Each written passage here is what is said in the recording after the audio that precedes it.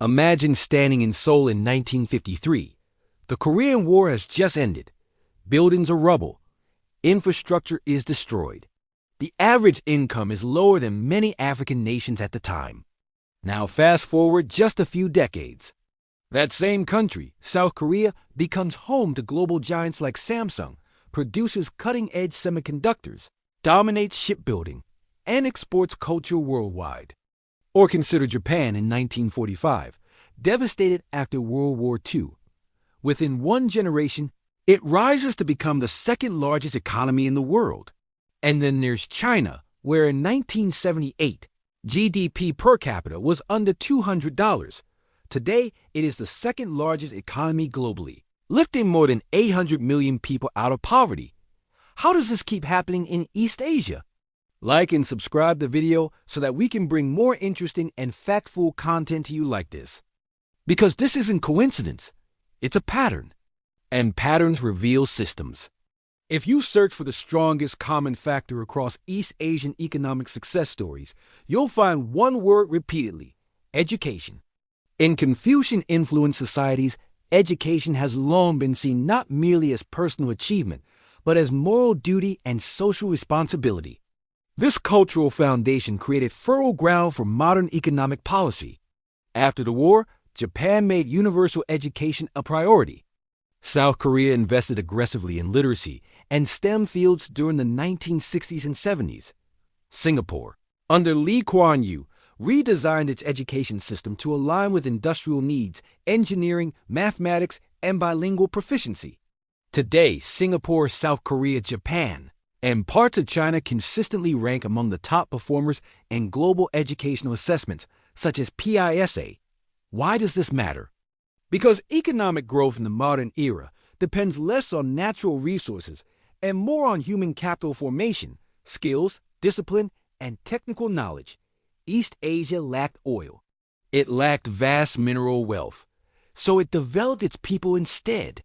And when you build skilled populations, you build economic engines. Most developing countries initially try to grow by serving domestic demand. East Asia chose a different route. Instead of asking, what can we sell to ourselves?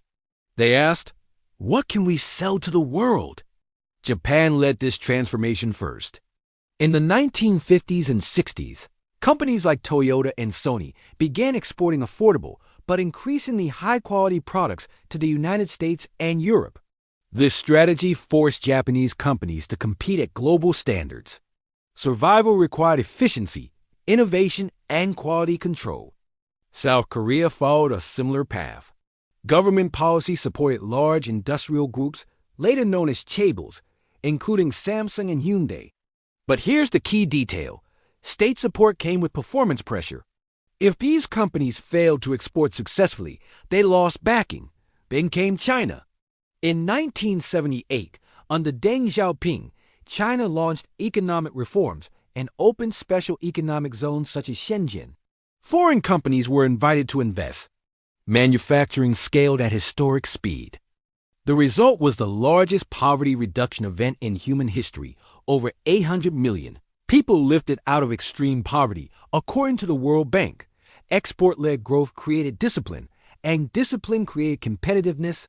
One major misconception is that East Asia succeeded purely through free markets.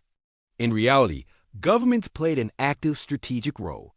Japan's Ministry of International Trade and Industry coordinated industrial policy. South Korea's government directed credit into steel, shipbuilding, and electronics. Singapore maintained government-linked companies while remaining globally open.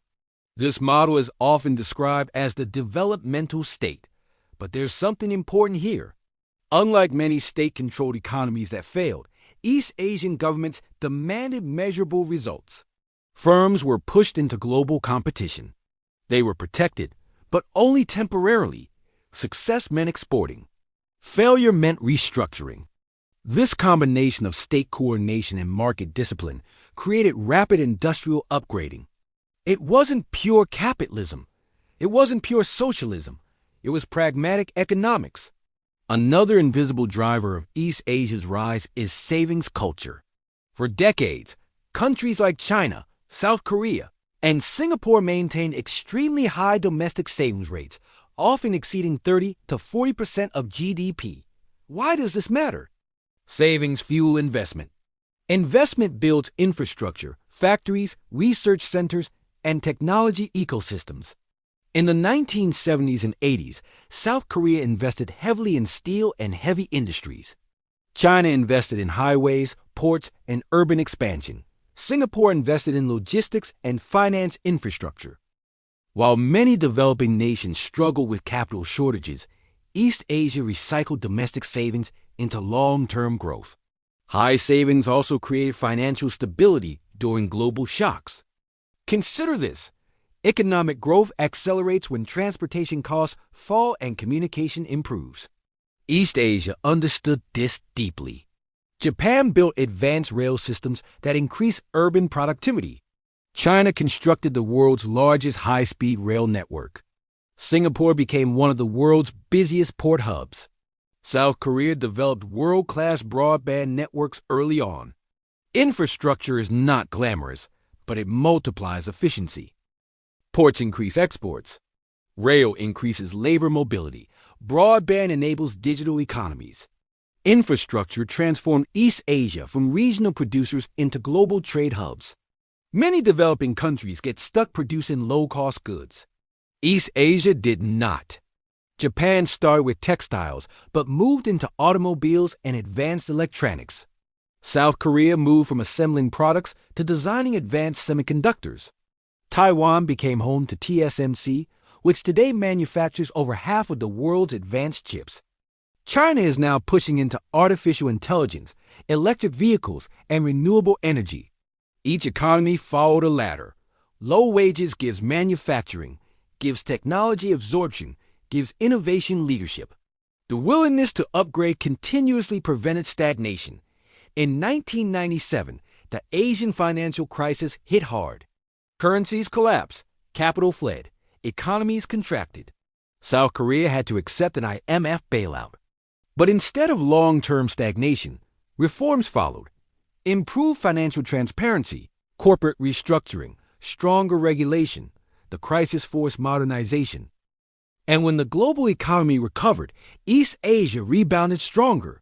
Resilience became embedded in the system. Another crucial factor was timing.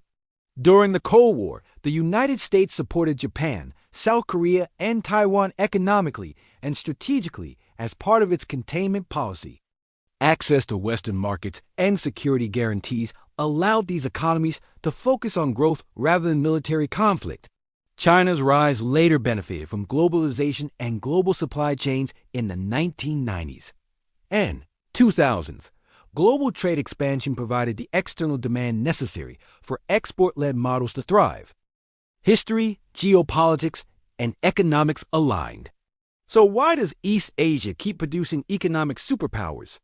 Because the region repeatedly combines education obsession, export discipline, strategic state guidance, high savings and investment, infrastructure focus, continuous technological upgrading, adaptation during crisis. It is not culture alone, not government alone, not markets alone. It is a system. The real question is not why East Asia succeeded. The real question is, which region will study this model carefully enough to replicate it? Because economic miracles are rarely miracles. They are engineered.